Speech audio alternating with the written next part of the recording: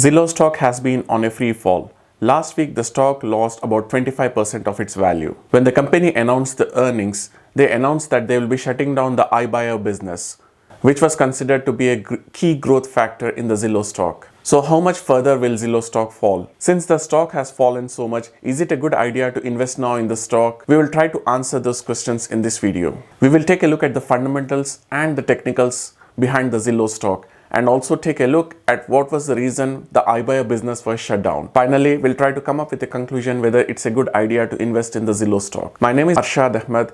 I'm founder of DIYstockpicker.com, an investment portal dedicated to help investors make intelligent decisions. This video is only for informational purposes, and please do your due diligence before making any investment decisions.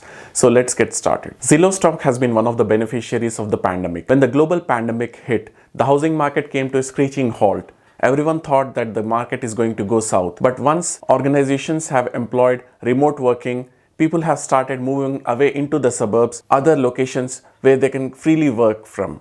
This led to a pent-up demand in the housing, and the supply was very limited. At this point, the housing market just shot up. Zillow launched its iBuyer business in 2019. iBuyer is basically, Zillow has massive amounts of data and customer behavior. They have about 220 million unique users on their website each month. So they collect a lot of data. So using this data and data from different sources, they are able to provide offers to the sellers instantly.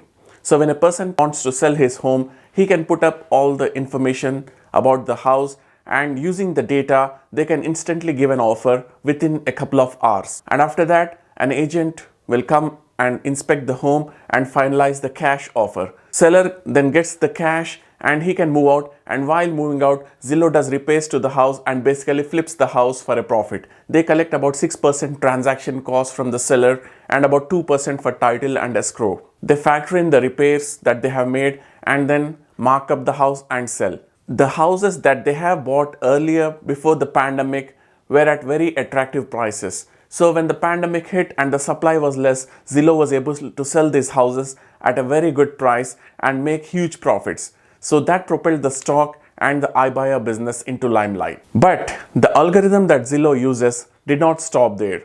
Because of some error in the algorithm, they started purchasing houses during the pandemic at higher prices. Due to the supply chain problems caused by the pandemic, they were not able to fix the houses quickly. So just in the third quarter, they bought more than 9,000 houses and they were able to sell only 3,000 houses. And the houses that they sold during the quarter were at $80,000 loss per house. They had a total markdown of $324 million in the third quarter. Looking at this number, they decided to just shut down the iBuyer program. Zillow started as a very asset-light company in that they did not own the homes they sell. They basically used to make money from their IMT program, Internet Marketing and Technology program. So they would have a platform for premier agents where the agents were given technology to track the leads from the platform. Using the huge website traffic that they generate, about 220 million per month, they would get leads and sell those leads to the premier agents. And they used to draw at least $1 billion of revenue per year from the premier agent program. Zillow also started a mortgage lending program where they used to lend the buyers the money and they would make money on the interest generated from the loans. They even scaled up further and they had about 50 mortgage lenders and built a marketplace for the mortgage lenders where buyers can see competitive rates from different lenders, and each loan that was realized, Zillow would collect a profit on that. So this was going very well and they were generating huge amounts of cash flow from their IMT program. The mortgage program was a little bit low to start with and it's growing at a good pace of 40% per year, but still it was not tangible revenue. Using this cash flow that they have generated, they started the iBuyer program to compete with Opendoor and OfferPad, which themselves offer the iBuyer program. Buying homes, it's a very capital intensive model. So a lot of equity is being tied up in these capital intensive operations, and the algorithm brought homes basically at the peak of the housing market. And since the housing market is slowing down, they have a huge inventory to clear and the house prices are not demanding the same. So this led to the huge markdown of $320 million in this quarter, and they have said that in the fourth quarter they will be writing down close to $300 million.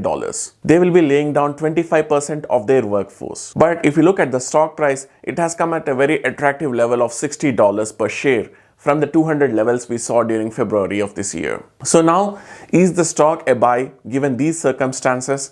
Let's start by taking a look at the fundamentals of the stock. Zillow has a market cap of $16.7 billion and a 52-week range of $63 to $208. The current ratio is 2.52, which is current assets divided by current liabilities, and the debt to equity is 0.77. A price to sales ratio of 3.32. The price to book number is 2.92. If you look at the different financial numbers like return on equity and return on the invested capital, these are negative because Zillow does not have earnings yet. The revenue has been growing at a decent pace of 25 to 30% per year. The company was cash flow positive until it started investing in the iBuyer program. If we look at the technical analysis for the Zillow stock, we can observe that the trend has always been negative since the stock hits the all-time high. So Zillow stock was never a buy based on the technicals. But with the recent drop in the prices, if you look at the support, the next support is at $56. And if Zillow stock breaks this support level, then the next support is at